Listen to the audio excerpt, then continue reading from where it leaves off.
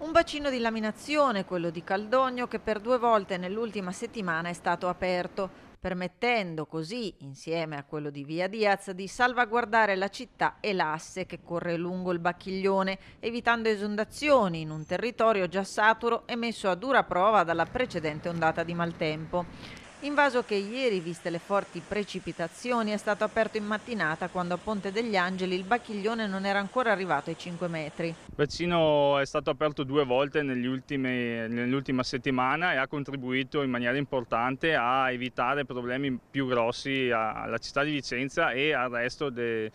Padovano, insomma, dove poi transita il Bacchiglione. Bacino che ad oggi, emergenza alle spalle, risulta quasi del tutto svuotato. Abbiamo 4 paratoie d'ingresso sopra dove ci siamo noi e il Genio Civile,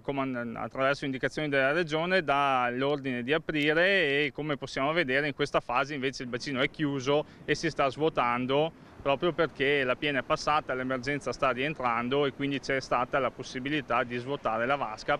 e renderla pronta per la prossima evenienza. Nell'ultima circostanza sembra abbia laminato meglio rispetto alla prima perché è stata fatta nello scorso weekend un'importante opera di pulizia della zona d'ingresso, sono stati rimossi tutti gli alberi, le ramaglie che erano arrivate dalla prima importante piena e quindi sembra che questo abbia contribuito in maniera importante a laminare più acqua e più velocemente. Intanto il centro funzionale decentrato della Regione del Veneto indica fino alla mezzanotte di giovedì 23 maggio per la città di Vicenza lo stato di attenzione livello giallo per criticità idraulica e idrogeologica. Il tempo rimane perturbato e instabile con probabili rovesci e temporali sparsi.